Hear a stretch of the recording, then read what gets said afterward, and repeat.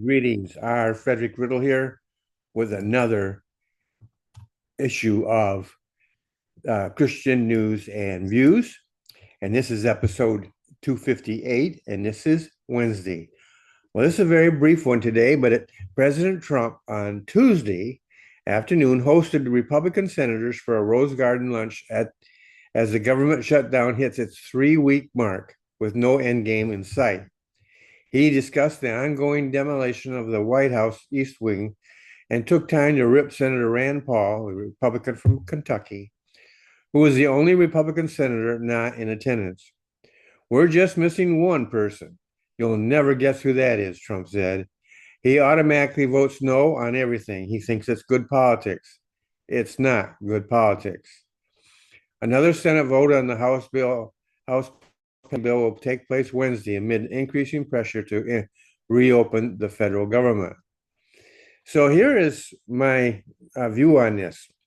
I'm going to pass on Rand Paul, other than to say this: that whether he is serving his constituents by absenting himself from the meeting is something he has to work out for himself. My only comment is to accomplish anything good in government, you can't do it alone. So he's got to make that choice. No one's going to make it for him.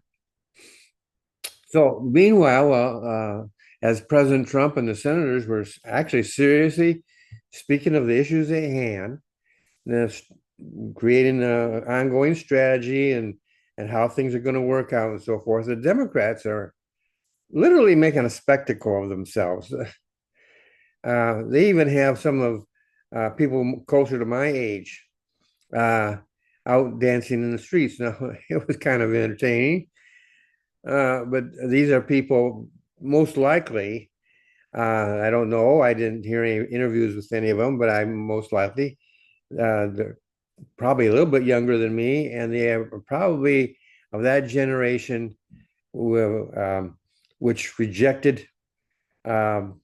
rejected their parents, rejected the government, rejected God, and I go back to Woodstock and things of that is what I'm thinking of. And so they haven't changed, which is sad because usually when you grow older, you're supposed to grow more mature and have a better view of things. But that's a side to point. The whole thing is it's based on falsehood, lies, um, disingenuous statements, and things of this nature. It's just simply making a spectacle of themselves. They have no real plan. They have no real answer. They just simply want to make they want to pretend that the election in 2024 didn't take place.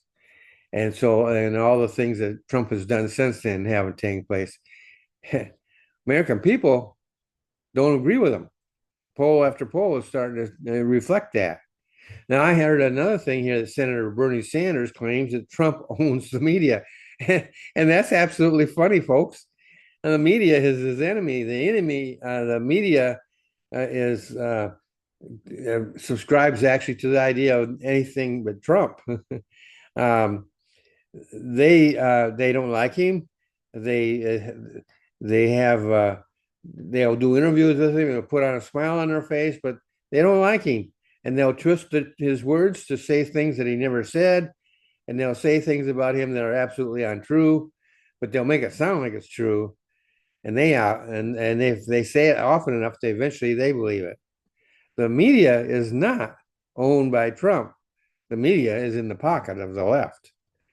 But the more than that, if President Trump owns anything, it is the people of the United States. That's you and me.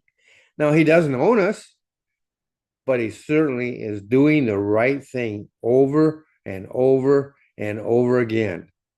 And the people love it. Like I said, this is a short one today, but I just wanted you to pass that on to you. I think that things are might be getting tight for some of you. I really haven't felt the impact in where I'm at. Gas prices have continued to go down slowly, but they are edging downward. Uh, Food hasn't really gone up that much that I've noticed. Not, again, it depends upon what foods I'm buying. It depends on what you shop for.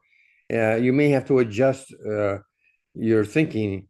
Maybe you don't need those European products or Asian products or whatever. However, I'm hearing reports even that is improving. And so the so-called trade war that was supposed to take place has never taken place.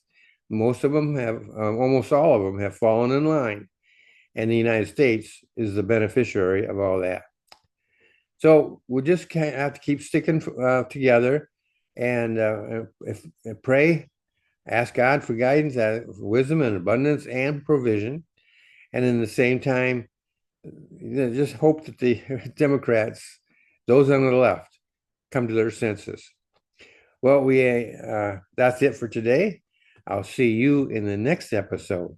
You have a great and wonderful day.